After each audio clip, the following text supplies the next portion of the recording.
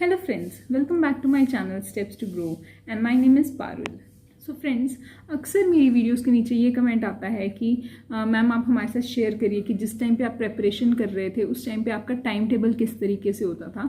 अभी भी मेरी प्रिपरेशन ख़त्म नहीं हुई है। I have to prepare for my PO examination for my RBI assistant, RBI grade 1, grade B, examination. I have to prepare for those, but अभी मेरा टाइम टेबल उतना अच्छा नहीं है कि मैं आप लोगों के साथ शेयर कर सकूं। पर मैं आप लोगों के साथ बिल्कुल शेयर कर सकती हूँ कि जिस टाइम पे मैं पहले प्रिपरेशन कर रही थी, दैट मीन्स मेरा एग्ज़ाम क्लियर होने से पहले जो मेरा स्केड्यूल था वो किस तरीके से रहता था। आज मैंने ये सोचा कि आज मैं आप लोगों के साथ यही स्केड्यूल शेयर करूँ, क्योंकि आई वॉज थिंकिंग कि मुझे कौन सी वीडियो बनानी चाहिए and this is what came to my mind. So let's talk about this in this video. तो फ्रेंड्स, प्लीज़ मेरे चैनल को सब्सक्राइब करिए, मेरी वीडियोस को लाइक करिए, शेयर करिए अपने फ्रेंड्स के साथ जिनके ये काम आ सकती हैं। अगर आपको मेरी वीडियोस अच्छी लगती हैं तो प्लीज़ कमेंट्स में ये बात मुझे बताइए कि आपको अच्छी लग रही है। बुरी लगती है तो बताइए कि बुरी लग रही है, पर please comment down, let me know कि आप लोग मुझसे क्या एक्सपेक्ट करते हैं, आप किस टाइप की वीडियोज़ देखना चाहते हैं। I hope I am doing a good job. मैं आप लोगों की कुछ किस तरीके से अगर हेल्प कर पाऊँ तो I will be very very happy. Okay, तो फ्रेंड्स, सबसे पहले मेरा उठने का टाइम क्या रहता था। तो ड्यूरिंग माई प्रिपरेशन मैं रात को ज़्यादा कुछ खास स्टडी नहीं करती थी। जनरली मेरा जो स्केड्यूल है वो डे टाइम का ही है। आई नो बहुत सारे लोग जो प्रिपरेशन करते हैं वो रात को ज़्यादा पढ़ाई करते हैं। सब लोग ये कहते हैं कि दिन में कम टाइम मिलता है, आसपास फैमिली होती है, शोर शराबा होता है, एंड रात को you can study peacefully. If that is what you find suitable, that is perfectly right for you. क्योंकि when I use to be in my 11th and 12th class, मेरा नॉन मेडिकल था, तो मुझे non medical में जो लोग non medical में पढ़ चुके हैं उन्हें पता है कि +1 +2 में हमें बहुत हार्ड वर्क करना पड़ता है। At that time I also use to study at night, क्योंकि डे टाइम में तो ट्यूशन्स होती थी, 3 ट्यूशन्स थी मेरी, फिजिक्स, केमिस्ट्री, मैथ, तो ऑब्वियसली टाइम नहीं मिल पाता था, है ना। और हमें बहुत सारा होमवर्क मिलता था, वी हैड टू रिवाइज जो भी हमने आज ट्यूशन पे पढ़ा। दिन में हम स्कूल जाते थे, ट्यूशन्स जाते थे, तो बिल्कुल टाइम नहीं होता था। At that time I use to study at night, ठीक है। तो तब तक मेरे लिए ये चीज़ नॉर्मल थी कि मैं रात को 2 o'clock 3 o'clock तक भी आराम से पढ़ लेती थी। वो मेरा स्केड्यूल इस तरीके का था। पर once I started prepare for my banking exams, तो मैंने ये सोचा कि मेरे पास अब दिन में बहुत सारा टाइम है, because I was not doing anything else. तो हाँ, मैं ट्यूशन्स पढ़ाती थी ज़रूर, पर उसके सिवाय I was not doing anything as such. तो मेरे पास दिन में बहुत सारा time I use to have have in my hand. तो मैं ये सोचती थी कि मैं दिन में पढ़ूँ और मैं रात को अच्छे से नींद पूरी करूं, क्योंकि मेरा सिर्फ मोटिव ये नहीं था कि किसी भी हालत में एग्ज़ाम क्लियर करना है। एग्ज़ाम क्लियर करने के साथ साथ मेरा मोटिव एक अच्छा बैलेंस्ड लाइफस्टाइल बनाने का भी रहा है हमेशा से, ठीक है। तो जैसे कि मैंने अपनी वीडियोस में शेयर किया है, जो लोग मुझे जानते हैं वो लोग ये चीज़ थोड़ा थोड़ा समझते होंगे कि मैं बहुत इस चीज़ के ऊपर अपना फोकस रखती हूँ कि सिर्फ वर्क इज़ नॉट गुड। आपको साथ में खुश रहना भी ज़रूरी है, आपको साथ में अपनी मेंटल हेल्थ का ध्यान रखना ज़रूरी है, आपको साथ में अपनी फिजिकल हेल्थ का भी ध्यान रखना बहुत ज़रूरी है। जनरली क्या होता है कि प्रिपरेशन में लोग बहुत अनफिट हो जाते हैं। एक्सक्यूज़ क्या होता है कि हम दिन रात पढ़ते रहते थे, इसलिए भाई हम मोटे हो गए, इसलिए हम अनफिट हो गए, ठीक है। Unfit is the right word. तो मैंने हमेशा इस चीज़ का ध्यान रखा था कि मैं अपनी लाइफ को थोड़ा बैलेंस बना के रखूँ जहाँ तक मैं कर सकती हूँ। तो उसके लिए मैं हमेशा ये कोशिश करती थी कि मैं रात को सो जाऊँ और मैं सुबह जितना हो सके जल्दी उठूँ। ऑल्दो मैं सुबह भी जल्दी नहीं उठ पाती थी। आप लोगों को जैसा सूटेबल लगता है, I am not asking you to follow it blindly. आपको जैसा आपके लाइफस्टाइल के हिसाब से सूट करता है, मे बी आपकी जॉइंट फैमिली हो, दिन में आपको टाइम नहीं मिलता, आप दिन में इंजॉय कर सकते हो, आप दिन में सो सकते हो, आप दिन में एक्सरसाइज कर सकते हो, पर आप रात को पढ़ाई करिए, that is also equally good. तो अब मैं अपना स्केड्यूल आप लोगों के साथ शेयर करना स्टार्ट करूँगी। तो सबसे पहले मेरा टाइम था अराउंड 7-ish मैं उठ जाती थी। अब मैंने बहुत स्ट्रगल किया है जल्दी उठने को लेकर थ्रू आउट माई लाइफ। मैं कोशिश करती थी कि मैं 6 बजे उठ जाऊं, और इसी चक्कर में मैं रात को 11 बजे के आसपास सो जाती थी। लेकिन मैं 6 बजे ऑलमोस्ट नहीं उठ पाती थी, बहुत कम ही ऐसा होता था कि मैं 6 बजे उठूँ। जनरली मैं 7 बजे उठती थी, 6:30 भी बीच में मैंने स्टार्ट कर दिया था, पर जनरली मैं 7 बजे ही मोस्टली उठी हूँ during my preparations.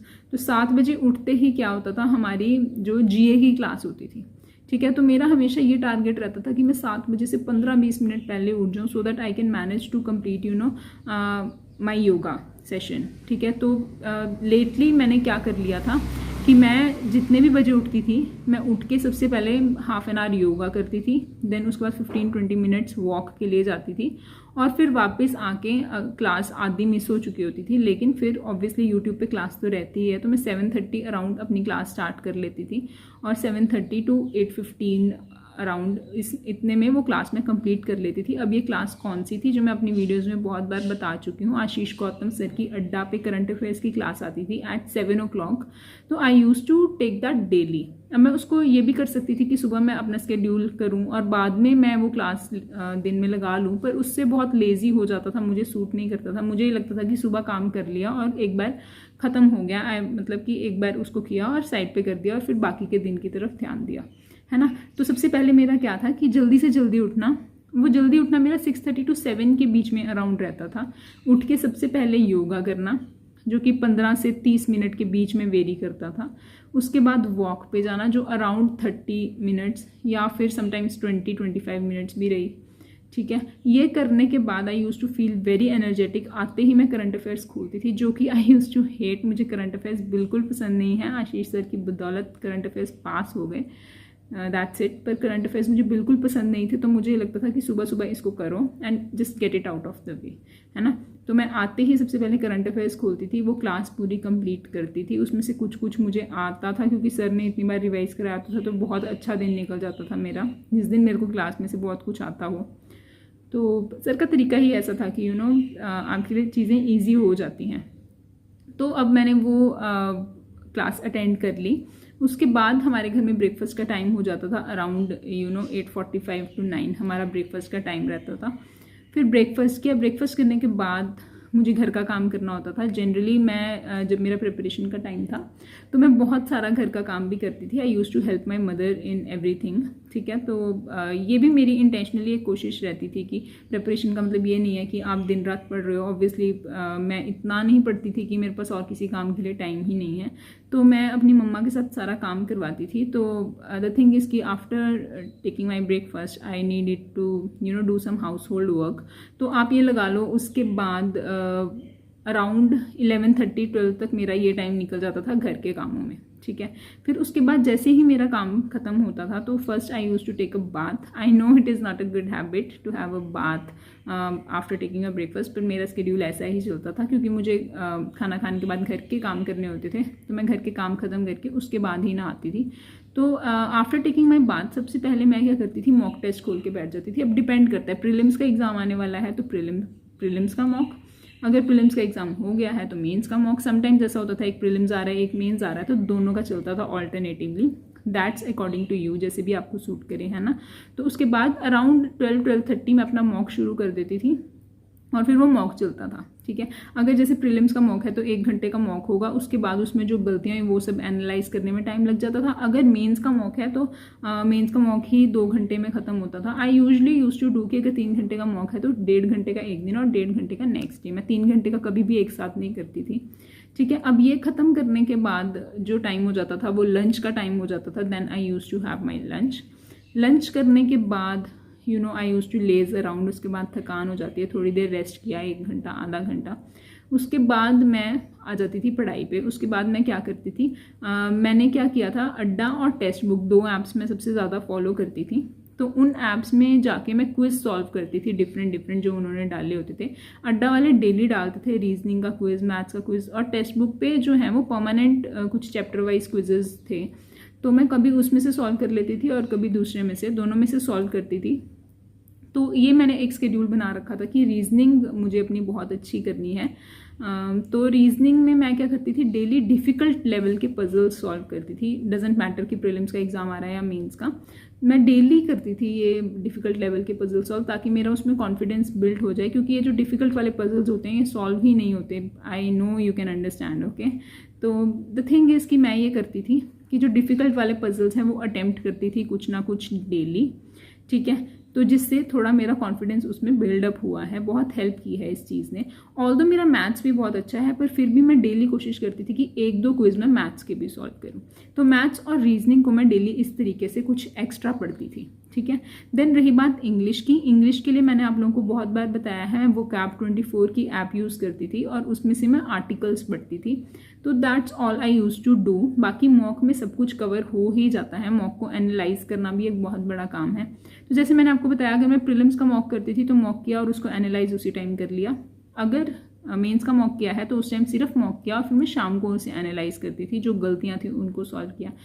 This is like पहले मॉर्निंग का टाइम मेरा ऐसा था कि जैसे हम स्कूल जाते थे, हम बहुत सारी चीज़ें पढ़ लेते थे, और फिर लंच के बाद का मेरा टाइम ऐसा होता था कि जैसे हम होमवर्क करते हैं, जो चीज़ें पेंडिंग बच गई, जो करंट अफेयर्स पढ़े थे उनको रिवाइज़ किया, जो गलतियाँ मॉक में की थी उनको दोबारा पढ़ने की कोशिश की, दोबारा समझा, इंग्लिश के लिए कुछ आर्टिकल्स पढ़े इंग्लिश इंप्रूव करने के लिए। That use to be my evening schedule. ठीक है, देन इवनिंग में मेरा एक काम रहता था, generally I use to skip at that time. जब मेरा ये स्टडी का टाइम था, I use to skip in the evening. मैं स्किपिंग रोप अपने पास रखती थी, तो शाम को हमेशा मैं टेरिस पे जाके I use to skip just to stay fit and a little motivated to do something. बहुत लेजी हो जाता है फ्रेंड्स, पूरा दिन घर पे रहना, सुबह से शाम तक पढ़ना और ऑफकोर्स घर के थोड़े बहुत काम करना। तो that means कि you need to have something else in your life that makes you happy. Definitely do that. Just don't put yourself in boring things. आप कुछ ऐसा साथ में करते रहिए जिससे आपको एंटरटेन फील हो, जिससे आपको अच्छा फील हो, जिससे आपको मोटिवेशन मिले और पढ़ाई करने के लिए, राइट। तो अब जैसे कि बहुत सारे मेरे सब्सक्राइबर्स हैं जो मेंस की प्रिपरेशन कर रहे होंगे, तो मेंस में आप लोग ये स्केड्यूल फॉलो कर सकते हैं। प्रीलिम्स जिनका हो गया है, all the best to them, आप लोगों का रिजल्ट बहुत अच्छे से आ जाएगा। अगर आप लोगों को ये लग रहा है कि अच्छा नहीं हुआ है एग्ज़ाम, तो please don't lose hope, start preparing for mains. इस एग्ज़ाम का मेंस नहीं दोगे तो किसी और एग्ज़ाम का तो दोगे। प्रिपरेशन करते रहो, प्रीलिम्स की तैयारी आप लोग काफ़ी कर चुके हो। अगर आपको लगता है प्रीलिम्स अच्छा नहीं हुआ तो प्रीलिम्स के ऊपर भी थोड़ा और हार्ड वर्क डालो, नेक्स्ट प्रीलिम्स जो आएगा वो अच्छे से क्रैक कर लेना, ठीक है। Just don't lose hope, be positive. मैं आप लोगों के साथ हूँ, कहीं पे भी हेल्प चाहिए हो तो please comment down, I will reply to your messages as I always do. Okay, thanks for watching my video guys, and I will see you in my next one. Bye bye.